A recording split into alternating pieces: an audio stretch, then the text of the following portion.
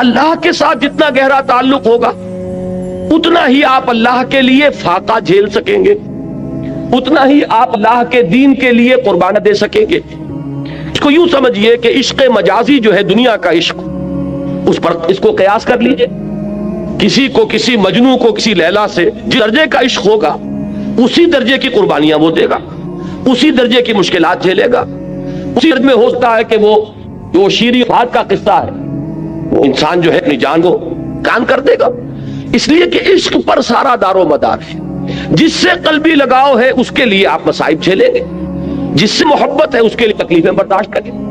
ہمارے ہاں کتنے ہیں، آپ خود اپنے گریبانوں میں جھانکیے، اپنے سینے پر ہاتھ رکھیے، آپ کو اولاد سے محبت ہے، اس اولاد کے لیے آپ کیا کچھ نہیں کرتے، کتنے پاپڑ نہیں بیلتے۔ ورنہ ایک آدمی کو اپنے 2 وقت کی روٹی کے لیے کتنی محنت کی ضرورت ہے، وہ ساری محنت مشقت جو کر رہا ہے صبح سے لے کر شام تک کی کمر توڑ دینے والی محنت کس کے لیے کر رہا ہے؟ اولاد کے لیے کر رہا ہے، اس لیے کہ اولاد سے محبت ہے۔ اور آپ کو ایسے لوگ مل جائیں گے جو گویا کہ کلیتاً اپنے وجود کو اولاد کی شخصیت میں گم کر دیتے ہیں، اس لیے کہ ان کا اور ہائر آئیڈیل زندگی میں ہے ہی نہیں۔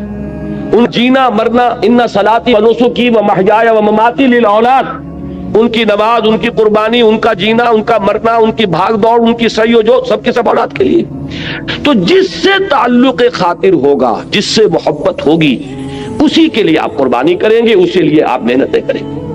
اب ظاہر بات ہے کہ دین کے لیے قربانی، دین کے لیے ایثار، دین کے لیے دنیا کا نقصان برداشت کرنا تبھی ممکن ہوگا جبکہ اللہ سے محبت، اللہ سے آپ کا تعلق مضبوطی کے ساتھ قائم۔ یہ اللہ کے ساتھ تعلق کو مضبوطی سے قائم رکھنے کے لیے 2 چیزیں بتائی گئی، بلکہ پہلے ایک چیز سمجھ لیجئے، وہ ہے ذکر، اللہ کی یاد۔ یہ ذکر جو ہے یہ ہے کہ جو آپ کا تعلق اللہ سے بڑھاتا ہے، اس سے اس کے ساتھ تعلق جو ہے وہ استوار ہوتا ہے، تازہ رہتا ہے۔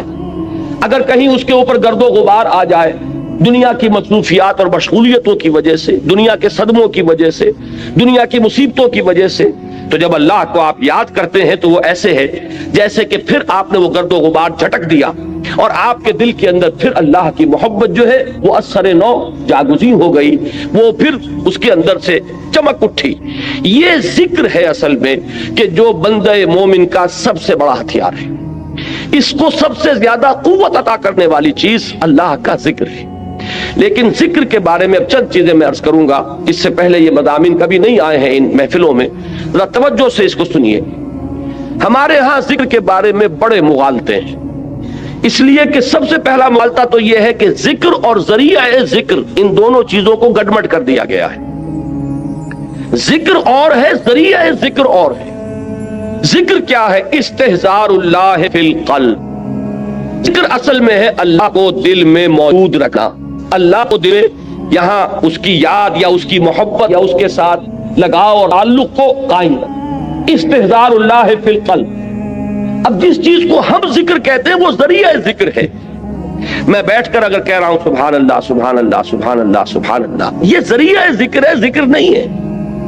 اب اگر یہ آپ سبحان اللہ کی تسبیح تو کر رہے ہیں لیکن دماغ آپ کا چکر لگا رہا ہے اپنے کاروبار میں، آپ نے کوئی پرابلم تھا، دکان سے اٹھ کر آئے ہیں اور ذہن آپ کا اسی پرابلم کو حل کرنے میں لگا ہوا ہے، تو چاہے تسبیح آپ نے پوری کر لی، تو ذکر کا یہ ذریعہ تو آپ نے اختیار کیا، ذکر آپ کو حاصل نہیں ہوا۔ اسی طریقے سے نماز کیا ہے؟ ذریعہ ذکر ہے۔ سورہ طٰہٰ کی بڑی پیاری آیت ہے وہ، اور وہ ابتدائی وحیوں میں سے ہے جو بلکہ پہلی وحی جو حضرت موسیٰ علیہ السلام پر ہوئی، اس میں الفاظ آتے اقم الصلاۃ لذکری، نماز کو قائم کرو میری یاد کے لیے۔ مقصود کیا ہے؟ ذکر، استحضار اللہ فی القلب، اس کا ایک ذریعہ یہ نماز ہے کہ آپ اپنے دھندوں میں لگے ہوئے تھے، اذان کی آواز آئی فوراً اٹھے، وضو کیا، آپ مسجد کی طرف چل پڑے، وہاں گئے، آپ کھڑے ہوئے نماز میں اور آپ نے سورہ فاتحہ جو یوں سمجھیے کہ پورے قرآن مجید کا لب لباب ہے، اس کا نچوڑ ہے، اس کا خلاصہ ہے، اس کو آپ نے ہر رکعت کے اندر پڑھا یا سنا۔ اگر آپ امام کے ساتھ ہیں، امام قرات کر رہا ہے، آپ سن رہے ہیں، اگر آپ علیحدہ پڑھ رہے ہیں تو آپ خود پڑھ رہے ہیں، تو آپ نے پڑھا یا سنا، اور اس کا نتیجہ کیا نکلا کہ تازہ ہو گیا وہ آپ کا تعلق اللہ کے ساتھ۔ جو گرد و غبار آ گیا تھا، یہ 4 گھنٹے 6 گھنٹے آپ دکان پر بیٹھے رہے، صبح 8 بجے آ گئے، دن کے 1 بجے تک نہ معلوم کتنے گاہک آئے، کیا کیا گفتگویں ہوئی. اب یہ جو آپ کے شعور کے اوپر ایک گردہ پڑ گیا، اللہ کے ساتھ تعلق کے اندر کچھ کمزوری واقع ہوئی ہے، اس کو تازہ کرنا. مجھے حفیظ جالندھری کا یہ شعر بہت پسند ہے، بڑا پیارا شعر. ایسا نقشہ کھینچا ہے کہ سرکشی نے دیے دھندلے نقوش بندگی، آؤ سجدے میں گریں لوح جبیں تازہ کریں. یہ لوح جبیں پر ہمارا لکھا ہوا نا کہ ہم بندے ہیں اللہ کے، ہم آقا نہیں ہیں. ہم اپنے وجود کے مختار اور مالک نہیں ہے کہ جو چاہے کریں. ہم تو ہمارا آقا وہ ہے، ہم اس کے بندے ہیں. لیکن ہوتا کیا ہے، میں تو یہاں عرض کر رہا ہوں کہ خارجی اثرات جو ہیں کہ آپ کاروبار میں لگے رہے، کسی اور دھندے میں لگے رہے، ڈاکٹر ہے مریضوں کو دیکھ رہا ہے، کوئی بچہ چلا رہا ہے، کوئی عورت جو ہے وہ اپنے بچے کو چپ کرا رہا ہے، یہ کلینک کے اندر ایک طوفان مچا ہوا ہے. یہ 5 گھنٹے جو اس کیفیت میں گزرے ہیں اور اس سے ذرا اس تعلق میں اللہ کے اندر کمی آئی، اب آؤ کہ اس کو تازہ کر لیں. یہاں حفیظ نے بلکہ دوسری بات کی طرف توجہ دلائی. خود ہمارے اندر سے جو ابال اٹھتا رہتا ہے نفسانیت کا اور اپنے تکبر کا، اور شیطان جو پھونکے مارتا رہتا ہے ہمارے دل میں، اس سے بھی وہ بندگی کا نقش ہے وہ مدھم پڑ جاتا ہے. تو خارجی اثرات ہوں یا داخلی اثرات ہوں، ان سے اگر وہ عہد بندگی جو ہے جو ہماری پیشانی پر نقش تھا وہ کچھ مدھم پڑ گیا، تو آؤ کہ سجدے میں گرے تاکہ ہماری جبین جب زمین پر ٹکے اللہ کے سامنے تو ہمارا وہ گرد و غبار اوپر سے ہٹ جائے اور اللہ کی بندگی کا وہ نقش تازہ ہو جائے. تو سرکشی نے کر دیے دھندلے نقوش بندگی، آؤ سجدے میں گرے لوح جبیں تازہ کرے. تو نماز بھی ذکر کا ذریعہ ہے. آپ نے بات سمجھ لی؟ اب اگر ایک شخص نماز ادا کر رہا ہے، فرض کیجئے کہ اس نے 17 رکعتیں جو ہے وہ عشاء کی پڑھ لی، پوری 17 گن کر 4 پہلی سنتیں بھی، پھر 4 فرض بھی باجماعت ادا کیے، پھر 2 سنتیں نفل، وتر، پھر نفل سب کر لیے. لیکن دماغ کمی کسی وادی میں، فی کل وادی یہی مون، کہیں کسی خیال میں، کہیں کسی چکر میں، وہ آپ کو اگر حضور قلب حاصل نہیں ہوا تو ذکر حاصل نہیں ہوا. اس کے یہ معنی نہیں کہ نماز بیکار گئی. یہ ہے بالکل منکرین سنت اور منکرین حدیث اس انتہا تک بات کو لے جاتے ہیں. آپ کی نماز ضائع نہیں جائے گی، اس لیے کہ آپ نے جو یہ مشقت جھیلی ہے، عشاء کی نماز ہے، اس وقت تو آپ کا جسم تھکا ہوا تھا، جسم جو اندر سے تقاضا کر رہا تھا کہ جاؤ لیٹ جاؤ آرام کرو. یا ممکن ہے کہ یہ تقاضا ہو رہا ہو کہ آج فلاں ڈرامہ آ رہا ہے ٹیلی ویژن پہ، چلو بیٹھو اس کو دیکھو. اس وقت اگر آپ ان تمام چیزوں سے منہ موڑ کر آئے، مسجد میں آپ نے حاضری دی، 17 رکعتیں آپ نے ادا کی، اللہ ظالم نہیں ہے کہ آپ کی اس مشقت کو وہ ان ریوارڈڈ رہنے دے. اس کی اجرت ملے گی، اس کا اجر ملے گا، اس کا ثواب ملے گا. آپ نے فرض سمجھا تو آئے نا، اللہ تعالیٰ کی طرف کے جناب میں آپ نے اپنے ایمان کا ایک ثبوت تو فراہم کیا نا کہ میں نے سمجھا ہے کہ یہ نماز فرض ہے، لہذا میں یہاں حاضر ہوا. اس لیے یہ نہ سمجھیے کہ یہ نماز ضائع جائے گی، ضائع نہیں جائے گی. فرض ادا ہو گیا، اس کا اجر و ثواب آپ کو ملے گا. لیکن یہ کہ جو اصل مقصد ہے وہ حاصل نہیں ہوگا، وہ ذکر جو اس کا اصل مقصد تھا وہ حاصل نہیں ہوگا اگر حضور قلب نہیں ہے.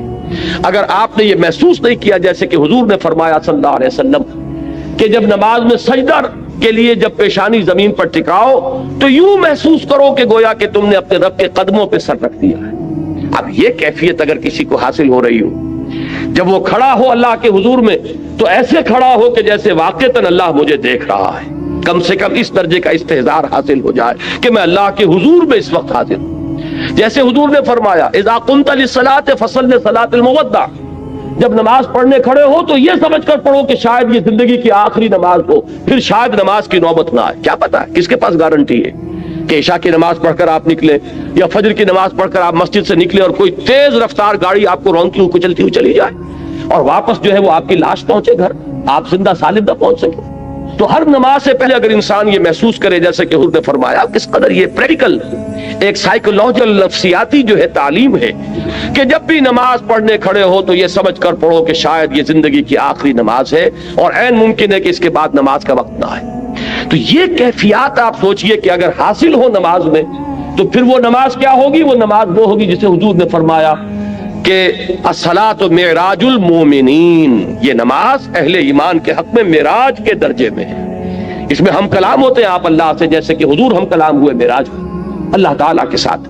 تو یہ نماز کا ذریعہ ہے. اب میں ایک بات کہہ رہا ہوں تیسرے نمبر پر، یہ سبحان اللہ سبحان اللہ سبحان اللہ یہ بھی ذکر کا ذریعہ ہے. نماز پڑھتے ہیں آپ، یہ بھی ذکر کا ذریعہ ہے. البتہ ایک چیز وہ ہے کہ جو مجسم ذکر ہے، ذکر کا ذریعہ نہیں، ذکر مجسم ذکر، قرآن مجید نے الذکر کا لفظ کس کے لیے استعمال کیا؟ اہل علم بھی موجود ہیں، یہ آیت آپ نے بارہا سنی ہوگی کہ انا نحن نزلنا الذکر و انا لہ لحافظون، ہم نے ہی اس الذکر کو نازل کیا ہے، دی ریممبرنس اس قرآن، قرآن ہے یہ جو الذکر ہے، سراپا ذکر ہے، ہماتن ذکر ہے۔ لہذا ذکر جو ہے، اب میں نے جہاں سے عام طور پر ذکر کا اطلاق ہوتا رہا اس سے میں ریورس آرڈر میں لے کر آیا کہ یہ تو معلوم ہے کہ سبحان اللہ کی تسبیح کرنا یہ ذکر ہے، لیکن نماز کے بارے میں شاید یہ سامنے نہ ہو کہ یہ ذکر کا جامع ترین ذریعہ ہے، اور اس سے آگے یہ چرینوں سے اوجل ہو چکی ہے کہ کل ذکر، ہماتن ذکر، مجسم ذکر، اثرتاپا ذکر وہ قرآن مجید ہے۔ اب اس آیت میں آپ دیکھیے وہ اس آرڈر میں بات آئی، اتل ما اوحی الیک من الکتاب، سب سے پہلے جو سب سے اہم حصہ ہے ذکر کا، اس سے یہاں بات شروع کی گئی۔ قرآن کی تلاوت سے بڑا ذکر اور کوئی نہیں۔ قرآن کی تلاوت دعا کے بارے فرمایا گیا ہے کہ دعا مخ العبادہ، دعا هو العبادہ، دعا جو ہے وہ عبادت کا جوہر ہے، نچوڑ ہے، لیکن حضور نے فرمایا کہ جس شخص کو قرآن مجید کی تلاوت نے دعا سے روکے رکھا، اس شخص کو اللہ تعالیٰ دعا کرنے والوں سے بہت زیادہ عطا فرمائے، یعنی اسے دعا نہیں بلکہ وہ قرآن مجید ہی کی تلاوت میں لگا ہوا ہے، دعا کی طرف توجہ نہیں ہوئی۔ اب جو مانگنے والے ہیں، دعا کرنے والے ہیں، جو کچھ اللہ تعالیٰ انہیں عطا فرمائے گا ان سے کہیں بڑھ کر انہیں دے گا کہ جو مشغول رہے تلاوت قرآن۔ تو سب سے بڑا ذکر قرآن ہے، جو مجسم ذکر ہے، جس کے لیے بطور علم یہ لفظ آیا ہے الذکر، یہ گویا کہ پراپر ناؤن ہے اس کے لیے، الذکر، انا نحن نزلنا الذکر وانا لہ لحافظون وانزلنا الیک الذکر لتبین للناس ما نزل الیہم۔ اے نبی، یہ الذکر ہم نے آپ کی طرف اس لیے نازل کیا کہ جو چیز ہم نے لوگوں کے لیے اتاری ہے اس کو آپ ان پر واضح کریں، اس کی تبیین فرمائیں، اس کی توضیح فرمائیں، اپنے قول سے، اپنے عمل سے اس کی وضاحت کریں۔ وہاں بھی لفظ الذکر آیا قرآن کے لیے، اور یہ متعدد آیات اور بھی، لیکن اب وقت نہیں ہے کہ میں ان سب کو کوٹ کروں۔ تو اب ذکر کو یوں سمجھیے، آج اس موضوع پر پورے طور پر اس کا احاطہ کر کے اٹھیے۔ ایک بات تو ہمیں یہاں سے معلوم ہو گئی کہ وَلَا ذِكْرُ اللَّهِ اکبر، یقیناً اللہ کا ذکر سب سے بڑی شے ہے، بہت بڑی شے نہیں، اکبر ہے افعل التفصیل، سب سے بڑی شے۔ اس راہ میں صبر کے لیے، اس راہ میں استقامت کے لیے، اس راہ میں پامردی کے لیے، اللہ کے دین کے لیے ایثار اور قربانی کرے انسان، اور دل پشمردہ نہ ہو بلکہ اور خوشی ہو، اور اس کے اندر جو ہے اس کے دل کی کلی کھلتی چلی جائے کہ اللہ کی راہ میں یہ تکلیف بھی آئی، زہ نصیب کہ اللہ نے ہمیں اس قابل سمجھا کہ ہمیں اپنی راہ کی اس تکلیف کے لیے منتخب کر لیا، اللہ کی راہ میں مجھے یہ جلا کٹا فقرہ بھی سننا پڑا، زہ نصیب کہ اللہ تعالیٰ نے ہمیں اس قابل سمجھا کہ نبی اکرم صلی اللہ علیہ وسلم کو اگر جلے کٹی بات سننی پڑی تو ہمیں بھی اس کا کوئی حصہ ہمیں بھی نصیب ہوگی۔ تو بجائے اس کے کس سے دل پشمردہ ہو، دل کی کل کھلے، وہ ہے وَلَا ذِكْرُ اللَّهِ اکبر۔ اس میں سب سے بڑی چیز کہ جس سے انسان کو مدد لے گی وہ اللہ کا ذکر ہے۔ لیکن اللہ کے ذکر کے بارے میں جو باتیں میں نے عرض کی، نمبر ایک یہ کہ ذکر علیحدہ ہے، ذریعہ ذکر علیحدہ ہے۔ ذکر ہے استحضاء اللہ فی القلب، اس کے لیے جو ذرائع اختیار کیے جائیں گے۔ اب ان میں جب میں اوپر سے چلوں گا، نزولی ترتیب، سب سے اوپر کیا ہے؟ تلاوت قرآن، اتل ما اوحی الیک من الکتاب، اس لیے کہ قرآن الذکر ہے، لہذا اس کی تلاوت سب سے بڑا ذریعہ ذکر ہوگا، سب سے اہم، سب سے مقدم، سب سے پہلا ذریعہ ذکر تلاوت قرآن، اتل ما اوحی الیک من الکتاب۔ نمبر 2 پر ہے نماز۔ نماز جو ہے اس کے بارے میں یہ عرض کر دوں کہ یہ جامع ترین ذریعہ ذکر ہے، مقدم ترین وہ ہے قرآن کی تلاوت، اہم ترین ہے قرآن کی تلاوت، لیکن جامع ترین یہ ہے۔ وہ کس لیے کہہ رہا ہوں؟ اس میں دیکھیے 4 چیزیں جمع کر دی گئی ہیں۔ نمبر 1، اس میں ذکر قولی بھی ہے، ذکر عملی بھی ہے۔ آپ پڑھ بھی رہے ہیں سورہ فاتحہ، زبان سے بھی کہہ رہے ہیں سبحان ربی العظیم، زبان سے بھی کہہ رہے ہیں اللہ اکبر، اور رکوع میں بھی جا رہے ہیں اللہ اکبر کہہ کے۔ جب آپ گئے رکوع میں تو آپ نے اپنے وجود سے بھی ذکر کیا، اپنے وجود سے بھی گویا کہ ظاہر کیا آپ اللہ کی بڑائی کے قائل ہیں کہ آپ اس کے سامنے رکوع میں آ گئے۔ پھر آپ جب سجدے میں گرے ہیں تو گویا کہ آپ نے اپنے پورے وجود سے ظاہر کیا کہ آپ کے ذہن میں، آپ کے قلب پر اللہ کی عظمت کا نقش اتنا گہرا ہے کہ آپ نے اپنی پیشانی اس کے قدموں پر رکھی۔ معلوم یہ ہوا کہ یہ ذکر قولی بھی ہے اور ذکر عملی بھی شامل ہے۔ جیسے سائنس کی تعلیم ہوتی ہے، کلاس روم میں لیکچر ہوتے ہیں اور پھر جا کر لیبارٹری میں ایکسپیریمنٹیشن ہوتی ہے، یہ دونوں چیزیں جب جمع ہو جاتی ہیں تب وہ بات راسخ ہو جاتی ہے۔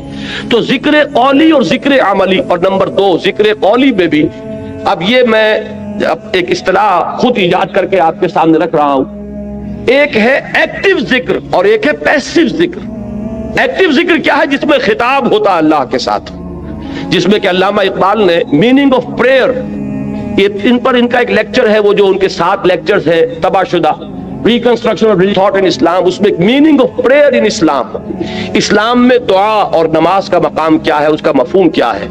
بڑی پیاری بات ایک یہ کہی ہے کہ انسان جب دعا کرتا ہے اللہ سے تو اس میں وہ انائے صغیر انائے کبیر کے بالکل سامنے آ جاتی ہے۔ ایک تو یہ ہے کہ آپ جملہ خبریہ کی شکل میں اللہ اکبر اللہ اکبر اللہ اکبر آپ نے 34 مرتبہ کہا، اللہ سب سے بڑا ہے، اللہ سب سے بڑا ہے، اللہ سب سے بڑا ہے، یہ غائب کے سیغے میں بات ہو رہی ہے، اس میں خطاب نہیں ہے، اس لیے میں اس کو کہتا ہوں پیسیو ذکر۔ اور ایک ایکٹیو ذکر ہے جس میں آپ اللہ سے ہم کلام ہوتے ہیں، ایاک نعبد و ایاک نستعین اہدنا الصراط المستقیم، یہ کیا ہے؟ اس میں آپ اللہ سے ہم کلام ہیں۔ یہاں آپ کی وہ انائے صغیر، دی فائنائٹ ایگو، وہ بالکل انفائنائٹ ایگو کے سامنے آ کر اس سے خطاب کر رہی ہے۔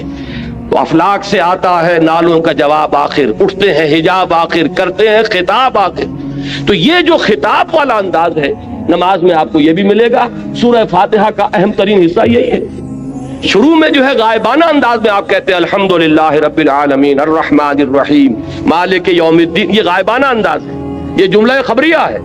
لیکن یہاں ایاک نعبد و ایاک نستعین، اب یہاں خطاب ہو گیا، اب آپ اللہ سے براہ راست ہم کلام ہیں۔ تو نماز میں نے عرض کیا کہ ذکر قولی اور ذکر عملی جمع ہو گئے، اور ذکر قولی میں یہ بھی کہ خطاب والا ذکر جس میں اللہ سے ہم کلام ہو، اور ایک یہ کہ غائبانہ انداز میں اللہ کی تسبیح، اللہ کی تحلیل، اللہ کی تکبیر، آپ ہر مرتبہ جب اٹھ رہے ہیں اللہ اکبر، اب یہ کیا ہے؟ یہ بھی ذکر ہے۔ تو معلوم ہوا کہ ذکر کا اہم ترین مقدم ترین ذریعہ تلاوت قرآن، ذکر کا جامع ترین ذریعہ نماز۔ اتل ما اوحی الیک من الکتاب واقم الصلاۃ ان الصلاۃ تنہی عن الفحشاء والمنکر، یقیناً نماز روکتی ہے فحشاء سے اور من سے۔ اب یہاں پہ تھوڑی سی بات کروں گا، اس وقت میری آج کی گفتگو کے اعتبار سے یہ بات ضمنی ہوگی، اس لیے کہ کافی دور تک پہنچنا ہے ہمیں۔ یہ عام طور پر لوگوں کے ذہن میں رہتا ہے کہ صاحب یہ نماز ہم پڑھتے ہیں، لیکن نماز کے ساتھ لوگ 420 بھی کرتے ہیں، نماز بھی پڑھتے ہیں جھوٹ بھی بولتے ہیں، نماز بھی پڑھتے ہیں بلیک مارکیٹنگ بھی کرتے ہیں، نماز بھی پڑھتے ہیں یہ بھی کرتے ہیں۔ یہ ہے ہمارے معاشرے کا اور نوجوان نسل میں جو ابا اور جو بغاوت پیدا ہوئی ہے دین سے، میں بربلا یہ کہتا ہوں کہ یہ ان مذہبی لوگوں کا رد عمل بھی ہے جنہیں وہ اپنی آنکھوں سے دیکھتے ہیں کہ ہمارے ابا جان نماز میں تو بڑے پکے ہیں، لیکن اتنے ہی پکے جو ہیں وہ دکان پر جھوٹ بولنے میں بھی ہیں۔ ظاہر بات ہے کہ بیٹے سے تو چھپی ہوئی بات نہیں، آپ کسی سے چھپا لیں گے، آپ کی بیوی سے تو آپ کی کمزوریاں جو ہیں وہ چھپی ہوئی نہیں ہے، آپ کے گھر والوں سے، آپ کی اولاد سے تو چھپی ہوئی نہیں ہے کہ نماز میں بھی پڑے پکے ہیں، جھوٹ بولنے میں بھی پکے۔ ظاہر بات ہے کہ اس کا تو اس کی طبیعت، نوجوان جو ہے اس کا معاملہ یہ ہوتا ہے کہ وہ ان چیزوں پر غور کرتا ہے، چاہے اگر سعادت مند ہے آپ کے سامنے بولتا نہیں، لیکن آپ دیکھ تو رہا ہے، اس کا ایک اثر قبول کرتا ہے، اور وہ سمجھتا ہے کہ نماز بے کا فائدہ کیا اس کا۔ اگر نماز کے ساتھ یہ بھی ہے، اگر نماز کے ساتھ سنگ دلی بھی ہے، ایک غریب آدمی کو دیکھ کر آپ کا دل نہیں پسیجا، نوجوان جو ہے اس کا بھی تاثر قبول کرتا ہے کہ ہمارے ابا جان کے پاس کتنی کچھ دولت ہے، اور اس نے اپنے ایک دکان کے ملازم کے ساتھ کیا سلوک کیا اس وقت، اس کی بیوی بیمار تھی، اسے کچھ قرض کی ضرورت تھی، اور ابا جان نے کس طریقے سے ڈانٹ دیا، دھتکار دیا۔ یہ نوجوان جو ذہن ہے یہ ان چیزوں کو دیکھتا ہے اور ان سے امپریشن لیتا ہے، اس سے تاثر لیتا ہے۔ تو یہ مسئلہ ہمارے ہاں کے زندہ مسئلوں میں سے کہ کیا وجہ ہے کہ ہماری نمازیں جو ہے بے اثر کیوں ہو گئی۔ قرآن دعوے سے کہہ رہا ہے کہ نماز تو فحش اور بے حیائی کے منہ سے روکتے ہیں، جبکہ ایسے لوگ ہمیں نظر آتے ہیں معاشرے کے اندر کہ نماز میں ہو سکتا ہے۔ میں نے مثالیں دی ہیں بعض اوقات، جب میں اپنی MBBS سے فارغ ہو کر تازہ گیا تھا منٹگومری، جو اب سوال کہلاتا ہے، میں وہاں 2 اشخاص کو دیکھا۔ ایک وہاں حاجی بلیکیا کے نام سے مشہور تھا، اس کی یہ داڑھی تھی لمبی، اور نہ صرف یہ کہ نماز میں 100%، بلکہ وہ خاصا آسودہ حال کھاتا پیتا آدمی تھا، اس کے پاس ڈپو تھے اور ڈپو ہی میں بلیک ہوتی تھی، تو وہ اذان بھی خود جا کر دیتا تھا، 5 وقت کی اذان وہ شخص دیتا تھا۔ یعنی جہاں تک عبادت کا تعلق ہے، یہ ایک صاحب ساہیوال کے بیٹھے ہوئے سر ہلا رہے ہیں، تو وہ ان کے ذہن میں وہ صاحب آ گئے ہوں گے، لیکن بہرحال میں کسی متن شخص کو نہیں، میں تو ایک مثال کے طور پر آپ سے کہہ رہا ہوں کہ یہ ہمارے معاشرے کے اندر وہ حاجی بلیکیا جو ہے، وہ نوجوان نسل پر اپنے اس دین کا کیا اثر قائم کر رہا ہے۔ اور اس کے ساتھ ہی بالکل پیرلل ایک حاجی رشوت تھے، وہاں وہ انکم ٹیکس کے اندر وہ انسپیکٹر تھے، ان کی بھی داڑھی بہت طویل اور نمازی بہت کے، لیکن وہ خوب رشوت لیتے خود بھی اور رشوتیں دلواتے تھے مریضوں کو بھی۔ جا کے جب وہ کسی پارٹی کا گلا دباتے تھے تو اپنے لیے بھی کچھ لیتے تھے اور اللہ کو نہیں بھولتے تھے، اللہ کے گھر کے لیے بھی چندے لے لیتے تھے۔ یہ ہے ہمارے ہاں کی وہ دینداری کہ جس کی وجہ سے واقعہ یہ ہے کہ نوجوان نسل میں اگر دین سے دوری ہوئی ہے تو اس کے کچھ اسباب ہیں۔ اے باد صبا ہی ہم آوردہ تست، یہ ہمارے اپنے کرتوت ہے کہ جس کی وجہ سے نوجوان نسل میں بغاوت پیدا ہوئی ہے۔ وہ کیوں ہے؟ وہ اسی وجہ سے ہے کہ یہ نماز رہ گئی رسم اذاں، روح بلالی نہ رہی۔ پوری زندگی کے ساتھ اس کی کوئی کوآرڈینیشن نہیں ہے، اس کی کوئی مطابقت نہیں۔ زندگی میں جو کچھ امنگیں ہیں، ارادے ہیں، جو ویلیوز ہیں، ویلیوز ان لائف، اس کا اس نماز کے ساتھ کوئی تعلق نہیں رہا۔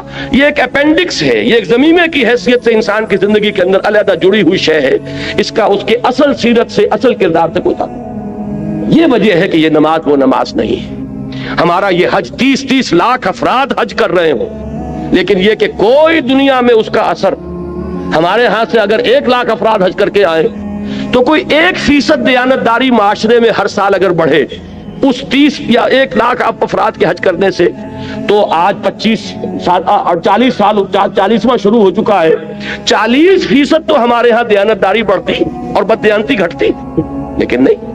معلوم ہوتا ہے کہ وہ جو کچھ ہے وہ سب ہے، نمازوں، روزوں، قربانیوں، حج، یہ سب باقی ہیں، تو باقی نہیں ہے۔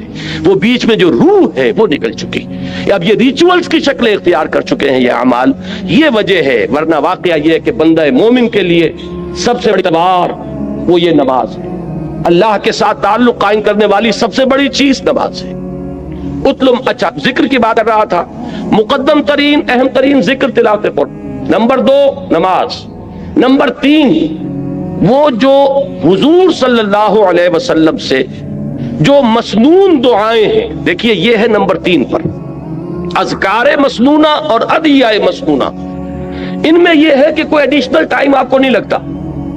آپ اگر کار میں بیٹھ رہے ہیں، سواری پر سوار ہونے کی دعا ہے، اتر رہے ہیں اس کی دعا ہے، صبح اٹھے ہیں دعا ہے، آپ بیت الخلاء میں داخل ہو رہے ہیں دعا ہے، بیت الخلاء سے باہر نکلے ہیں دعا ہے، آپ پھر اب وضو کرنے بیٹھے ہیں، وضو کے بعد فارغ ہوئے، مسجد کے لیے نکلے گھر سے دعا ہے، مسجد میں داخل ہوئے دعا ہے، مسجد میں تو رہیں گے تو وہ تو ہے ہی نماز، وہ تو سراپا ذکر ہے، واپس آئیں گے پھر دعا ہے، گھر میں داخل ہوں گے پھر دعا ہے، بازار کے لیے نکلیں گے دعا ہے، واپس آئیں گے دعا ہے، سفر پر جائیں گے دعا ہے، واپس آئیں گے دعا ہے، یہاں تک کہ آخری بات عرض کر دیتا ہوں کہ آپ تعلق زن و شوق کرتے ہیں تو بھی دعا ہے۔ کوئی عمل زندگی کا ایسا نہیں ہے جس کے لیے مسنون دعا نہیں۔ آئینہ دیکھتے ہیں تو دعا ہے، کپڑے بدلتے ہیں تو دعا ہے۔ یہ دعا جب انسان یاد کر کے مانگتا ہے تو اس سے ایک تیر میں 2 شکار ہوتے ہیں۔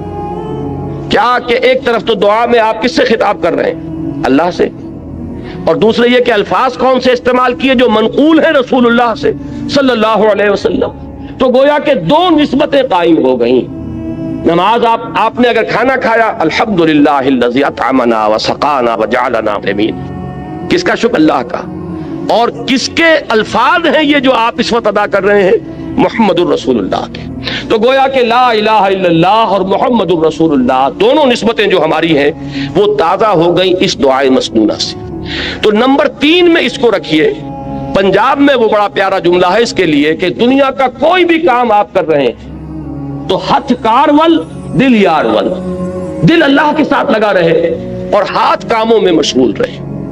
اقبال نے حضرت فاطمہ زہرا رضی اللہ تعالی عنہا کے لیے جو اشعار کہے ہیں اس میں بڑے پیارے الفاظ آئے ہیں کہ آسیہ گرداں لب قرآن سرا، کہ حضرت فاطمہ رضی اللہ تعالی عنہا جب چکی پیستی تھی تو قرآن مجید پڑھتی جاتی تھی، اس لیے کہ چکی پیسنے میں تو صرف ہاتھ ہی لگتا ہے نا. میں نے خود دیکھا ہے، اپنے ایک بزرگ میری رشتے میں وہ دادی بنتی تھی، میں نے یہ نقشہ دیکھا ہے ان کا اپنے بچپن میں کہ وہ بیٹھی ہیں اور چکی پیس رہی ہیں، اور ساتھ ہی یہ ہے کہ وہ قرآن شریف پڑھ رہی ہیں. معلوم یہ ہوا کہ ظاہر بات ہے کہ یہ مشقت جسمانی ہو رہی ہے نا. اس وقت آپ کا ذہن فارغ ہے، اس وقت آپ کی زبان فارغ ہے. اگر اس وقت آپ تلاوت قرآن کر رہے ہوں تو گویا کہ آپ کا کوئی ایڈیشنل ٹائم نہیں لگا، وہ ہاتھ جو ہے چکی پیسنے میں مصروف ہے، لیکن آپ نے یہ ذکر الہی کی نعمت جو ہے اضافی طور پر حاصل کی. تو تیسرے نمبر پر، نمبر 1 قرآن، تلاوت قرآن، نمبر 2 اقامت صلاۃ، نمبر 3 اذکار مسنونہ اور ادعیہ معصورہ. وہ جو ذکر حضور نے بتایا نماز کے بعد ہے، یہ 33 بار سبحان اللہ، 33 بار الحمدللہ، 34 بار اللہ اکبر، یہ حضور کا بتایا ہوا. تو ظاہر بات ہے حضور کے بتائے ہوئے اذکار، ان کی بہت بڑی قدر و قیمت ہے، بڑی اہمیت ہے. اور وہ دعائیں کہ جو حضور سے منقول ہیں یہ ہے. اور چوتھے نمبر پر ہمارے جو یہ سلاسل ہیں، یہ چشتی سلسلہ ہے، یہ قادریہ سلسلہ ہے، انہوں نے اپنے اپنے زمانے میں لوگوں کی ذہنیتوں کو سامنے رکھ کر یہ جو اذکار جو انہوں نے مدون کیے کہ یہ سلسلہ ذکر ہے چشتیہ کا، یہ ذکر خفی ہے، یہ ذکر جلی ہے، یہ چوتھے نمبر پر لائیے. اس لیے کہ وہ لوگ بہت ماہر تھے نفسیات کے، اور انہوں نے اپنے زمانے میں اگر مفید سمجھ کر وہ طریقے مدون کیے ہیں تو ٹھیک ہے، مجھے ان سے اختلاف نہیں ہے. لیکن خدا کے لیے انہیں چوتھے نمبر پر رکھیے. اگر اس کو نمبر 1 پر لے آئے اور اصل ذکر آپ نے اسی کو سمجھا اور تینوں منزلیں جو ہے کود کے کراس کر گئے تو یہ اصل میں ریورس ہو جائے گا، سارا ریشو پروپورشن کا معاملہ غلط ہو جائے گا. نمبر 1 پر قرآن، نمبر 2 پر نماز، نمبر 3 پر اذکار مسنونہ اور ادعیہ معصورہ، اور نمبر 4 پر اذکار وہ کہ جو مختلف سلسلوں میں جو تصوف کے یا ذکر کے جو طریقے ہیں ان میں جو بھی تجویز کیے جائیں. اگر یہ ترتیب رہے گی تو انشاءاللہ تعالی اس کی تمام برکات جو ہیں صحیح طور پر ظاہر ہوں. بہرحال یہاں اس پوری آیت کا جو نتیجہ نکلا وہ کیا ہے؟ جو شخص اللہ کے دین کے لیے جد و جہد میں، محنت میں، کشمکش میں مبتلا ہو، اس کو جان لینا چاہیے کہ اس میں صبر و ثبات کے لیے اصل چیز کیا ہے؟ اللہ کے ساتھ تعلق. اللہ کے تعلق کے لیے کیا چیز ہے؟ اللہ کا ذکر. اللہ کے ذکر کے لیے یہ 4 چیزیں ہیں: تلاوت قرآن، اقامت صلاۃ، ادعیہ معصورہ، اذکار مسنونہ، اور جو اس کے علاوہ ذکر آپ کسی سلسلے میں منسلک ہیں تو جو آپ کے مرشد نے، آپ کے جو بھی جن سے آپ نے سلسلہ تعلق قائم کیا، جو ذکر وہ بتائیں. اب آئیے اگلی آیت، وَلَا تُجَادِلُوا أَهْلَ الْكِتَابِ إِلَّا بِالَّتِي أَحْسَنُ إِلَّا الَّذِينَ ظَلَمُوا مِنْهُمْ، اور مت جھگڑو اہل کتاب سے مگر بہت ہی عمدہ طریقے سے، اس طریقے سے جو سب سے عمدہ ہو. اس لیے کہ یہاں بھی احسن ہے، جیسے وہاں اکبر ہے، وَلَا ذِكْرُ اللَّهِ اکبر، افعل التفصیل. یہاں بھی احسن جو آیا ہے یہ سپرلیٹو ڈگری، سب سے اعلیٰ طریقے پر ان سے جھگڑو. ابھی میں بتاؤں گا کہ مجادلے کا مطلب کیا ہے. إِلَّا الَّذِينَ ظَلَمُوا مِنْهُمْ، سوائے ان کے جو ان میں سے ظالم ہوں، جو ظلم کریں، تعدی کریں، دسترازی کریں.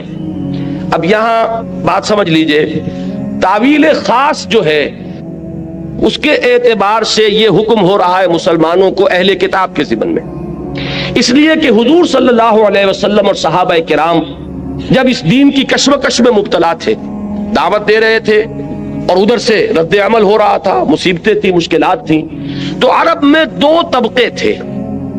ایک وہ امیین مشرکین جو کسی نبی کے نام لیوا نہیں، کوئی ان کے پاس کتاب نہیں، کوئی شریعت نہیں، اگرچہ حضرت ابراہیم کا نام وہ لیتے تھے لیکن وہ بھی جد امجد کی حیثیت سے کہ ہم ان کی نسل سے ہیں، وہ بھی رسول کے ہونے کی حیثیت سے نہیں بلکہ ایک نسلی تعلق جو ان کا تھا حضرت ابراہیم کی اولاد سے. دوسرا طبقہ تھا یہ اہل کتاب، نصارہ اور یہود. یہ کون تھے؟ یہ گویا کہ سابقہ مسلمان امت تھی، اس لیے کہ یہ تو کتابوں کے ماننے والے، رسولوں کے ماننے والے، شریعت کے ماننے والے. تو یہ 2 طبقے ہوئے کہ جو اس وقت تھے کہ جن سے نبی اکرم صلی اللہ علیہ وسلم اور صحابہ کرام کو سابقہ پیش آیا.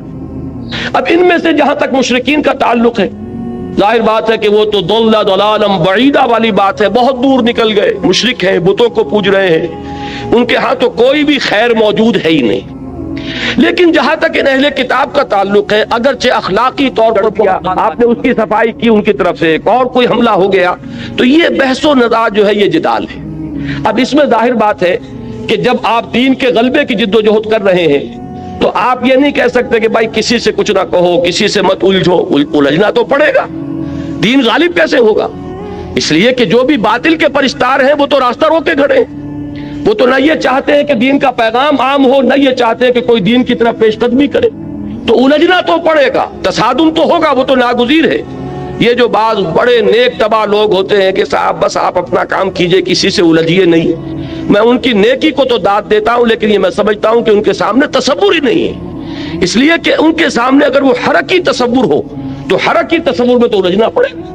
جو آپ کا راستہ روک کر کھڑا ہو گیا اسے آپ ہٹائیں گے نہیں تو راستے میں کیسے چلیں گے؟ تو ٹھیک ہے، آپ اگر سٹیٹس کو مینٹین کرنا چاہتے ہیں، جیسے بھی رہے معاشرہ ویسے رہے، تب تو آپ کسی سے نہ الجھیے، لیکن یہ کہ اگر آپ کو اس معاشرے کو کسی رخ پر لے کر جانا ہے، اگر آپ کو یہاں اللہ کے دین کو غالب کرنا ہے، تو جو بھی راستے میں آ رہا ہے اس سے آپ کو دست و گریبان ہونا پڑے گا۔ اس میں یہ ہے کہ وہ نیکی جو ہے، نیکی کا ایک تصور وہ ہے وہی کہ جو اس سٹیٹک کانسیپٹ آف ریلیجن کے ساتھ جو ہے اس کی مطابقت ہے۔